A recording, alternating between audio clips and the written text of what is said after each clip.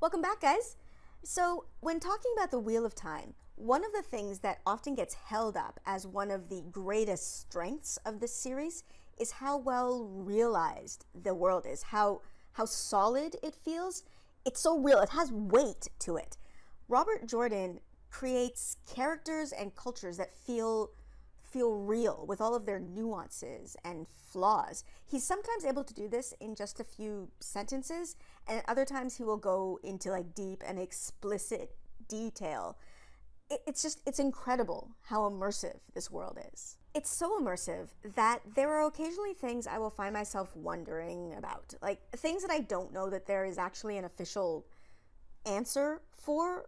Even Robert Jordan might not have an answer for these questions because they're not really plot relevant questions. They're not questions about plot holes or anything like that. It's just that this world is so detailed that it feels like there are answers to these questions.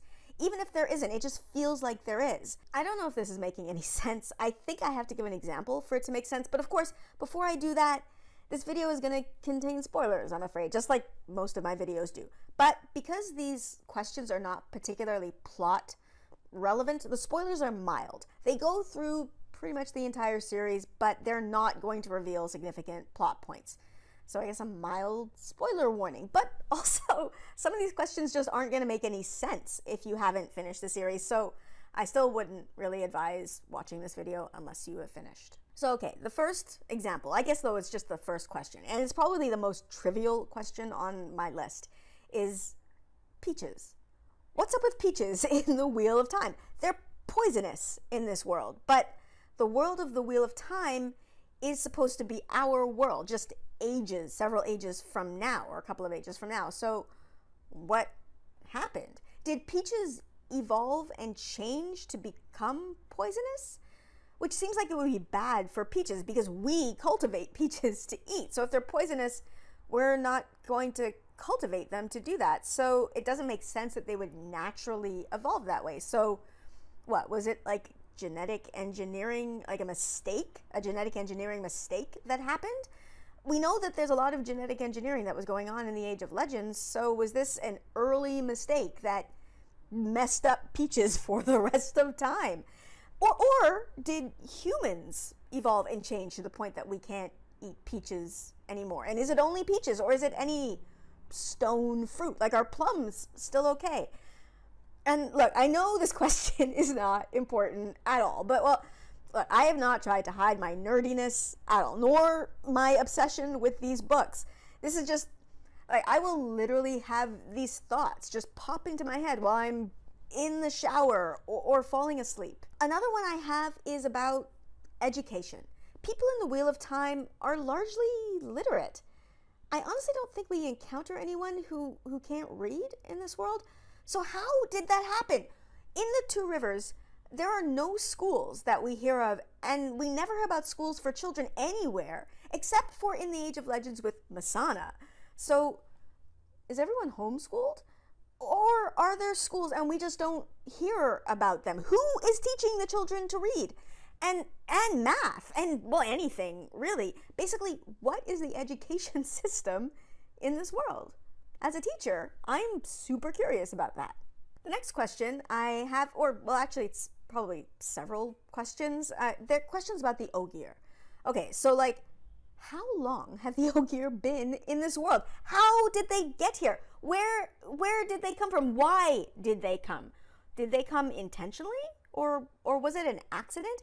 And we know they brought like some part of their world, or like the essence of their own world here with them, like with the steading, where channeling doesn't work. So does that's something specific to their world, and does it apply to the Ogier as well?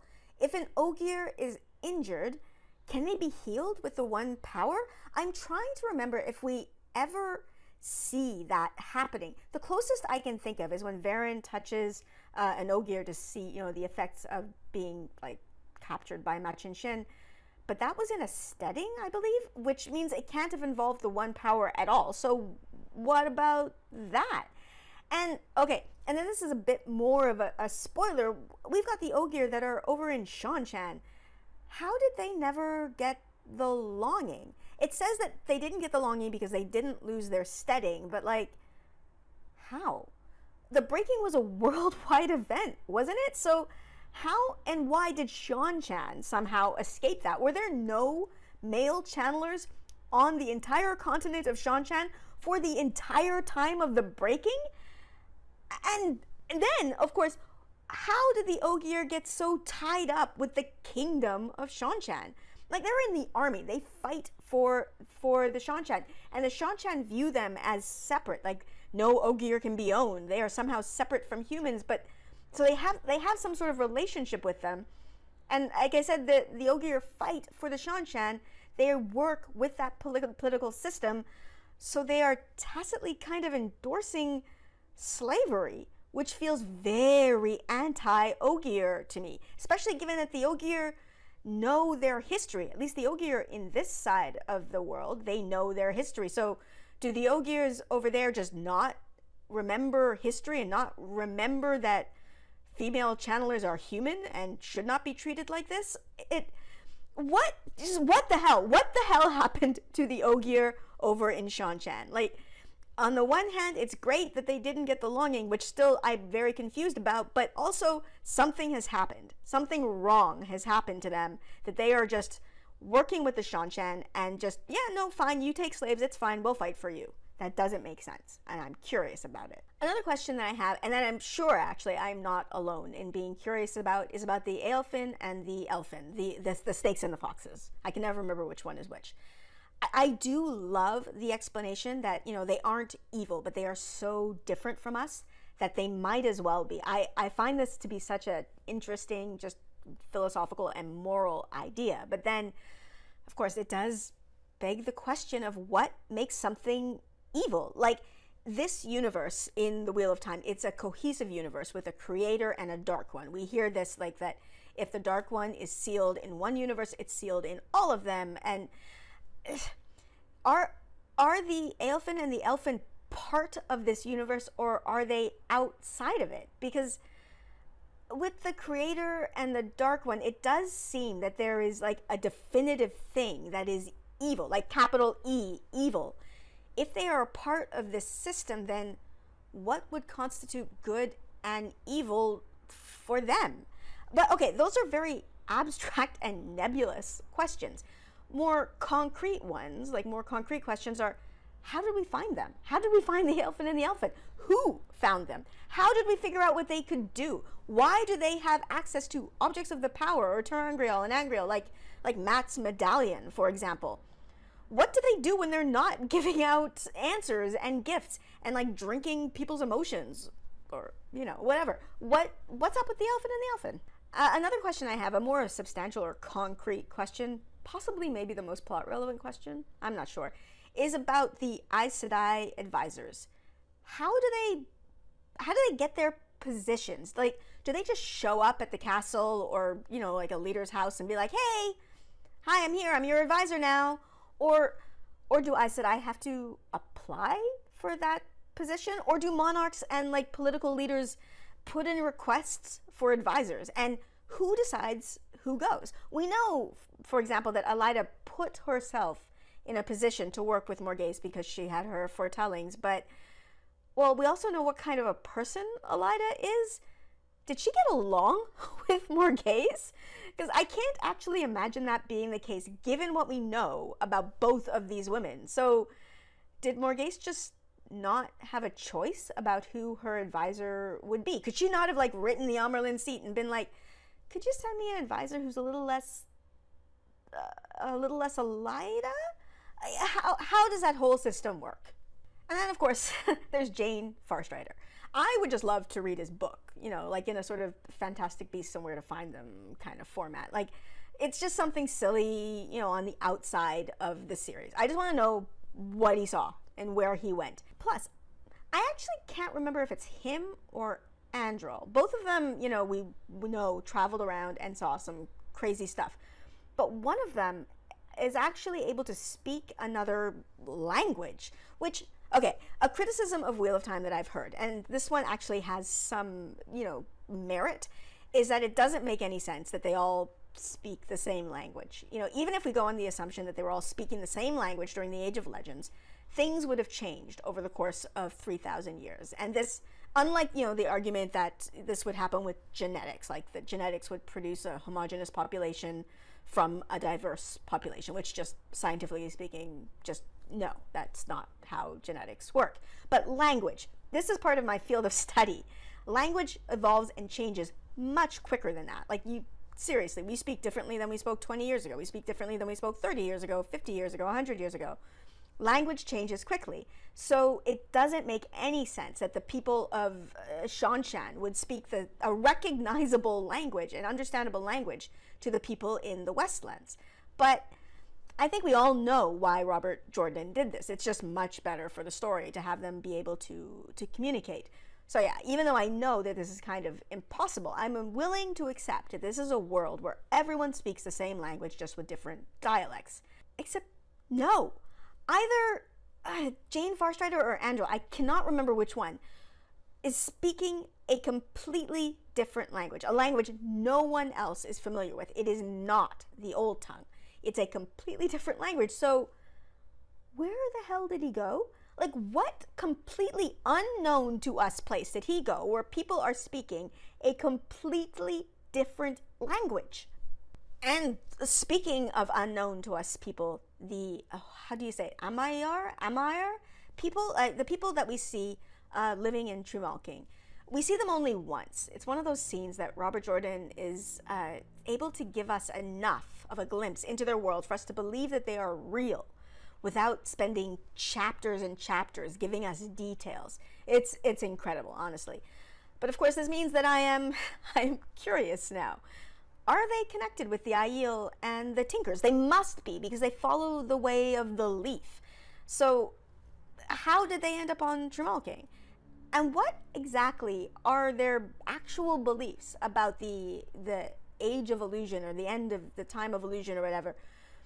How did those beliefs come to be? Because we don't actually see any of that from the Aiel or the Tinkers. Like, anyway, a form of this belief that believes or would lead them to committing mass suicide. That is entirely unique to them. So where did it come from? And what do they think that their death will achieve? Like, for them and for others, it doesn't, I don't understand what they think that this mass suicide is going to accomplish. And did they all die? Are there survivors? Statistically, it feels like there have to be survivors, but, well, what happens to them now? And, okay, completely trivial question on the side of this, you know, trivial next to mass suicide. What about the Seafolk porcelain? Like, we know the Seafolk porcelain came from Tremalking, from the Amayar people. So is Seafolk porcelain just gone now? Like, the production of it's just disappeared, nobody knows how to make it anymore? I guess it just makes it really, really valuable, the pieces that people have. I don't know, is it just gone? And while we're on the Seafolk that become Aes Sedai, how are they chosen? I know it's the weakest channelers, so is there just like a specific level where, you know, if you're below that, you're forced to go? Or is it a choice that can be made? Like, is it okay, you're too weak to become a Windfinder, so you can stay and just like be able to channel, but you have to do other stuff to make your living. Or, if you want, you can go and train to become an Aes Sedai and maybe, you know, have a life over there. Or is it you're too weak to become a Windfinder, so you have to go become an Aes Sedai? And, like, how do those women feel? They must be super depressed and, you know, lonely, especially given that what we know about the Seafolk and how they feel about living on the sea, on the ocean. It's a horrible fate to assign them like this. I can't imagine anybody choosing this, so that would be really depressing to be forced into this position. And, okay, these women that are forced into this position, as I imagine they must be, which is horrible to me, they have to keep the secret about the Windfinders and the Seafolk. How on earth do they do that with the 3 oaths? Do they know about the 3 oaths before they go there? And so they come in knowing that they can lie while they are novices and accepted, and then they just decide, okay, I will talk about it while I'm a novice and an accepted, and lie about it then. And then when I become a full Aes Sedai, I'll just never talk about it. That way I can keep it. Because I honestly can't imagine, especially the Browns, just being like, oh, we just accept this generally accepted belief that the sea folk are weak channelers. No. Like, that's just, knowing what we know about the Brown, they're just not going to, like, they're going to ask questions. How did you know you could channel? Who found you? Are there others? Like, it's just going to be a question that's asked. So they must have a plan in place to deflect that. And then, of course, now that everybody knows the secret, what happens to those sea folk Aes Sedai? Do they get to go home now? I'm very curious about them. And finally, well, no, not finally. I'm sure I have more questions. These are just the ones that I could think of, you know, while doing this filming. The Catechism. The Catechism that we hear them all say. What is it? The Dark One and all the Forsaken are bound in Sheol Gul, bound by the Creator at the moment of creation, bound until the end of time. This catechism it's wrong. It's almost entirely wrong. So when did this catechism get made? Or written, I guess. And if it's written, first of all, where is it written? Is there like just a text of just common belief that we never hear about, but that everybody just knows about? I'd be very curious to see that. And secondly, are the inaccuracies, are they intentional? Was the catechism created in order to keep people calm, keep them from knowing the truth? Or when it was written, did people actually believe it? But if you think about it, it actually doesn't make any sense, right? Like, how could anybody believe this? Because how could the Forsaken be bound at the moment of creation? Because then how did they become Forsaken? They had to do Forsaken-y things in order to be given that title, and that couldn't possibly happen before the moment of creation, so that doesn't make any sense. So how on earth did anyone ever actually believe this catechism? Or is it something that's like actually only believed by children, right? Like it's something just to keep children calm, keep them from being scared. Or maybe just like children and uneducated people, because we hear adults say this as well. But then again, most of the people in this world are somewhat educated. Like, as I mentioned, you don't really see a lot of illiterate people, or any illiterate people that I can remember. So I'm not sure how a belief system like this could propagate itself so strongly. Where did it come from? How did it spread? How do so many people believe this catechism that is just logically, demonstrably wrong? So yeah, these are the questions about this world that I'm curious about. I want to know more about. They're not important questions. They are not questions that knowing the answers to would really change anything, to be honest. And they are not questions that I think should have been answered in the text. Because, you know, you can only really give so much detail, and I don't think anybody would ever think to accuse Robert Jordan of not giving us enough detail. But these are questions I have because the world of Wheel of Time feels real enough that it feels like there are answers. Like, having these questions to me is a testament to how firm and solid the world in these books feels. So okay, these are my nerdy, silly, obsessive questions. Am I alone in this? Please tell me I'm not alone in having questions like this about the Wheel of Time. Let me know what your questions were in the comments below. And also, join my Discord. I love meeting people and just talking to people over on Discord. It is a really, really fun platform. So I will link to my Discord in the description below. And if you would like to support me making videos like this, please check out my Patreon. I am honestly I am beyond grateful to the patrons that I have right now. Your support, it means so much to me. I really don't know how to fully express how much it means. So yeah, just know that it means a lot. Link to that as well, description below. And as always, like, subscribe, and stick around for the art credits. Bye!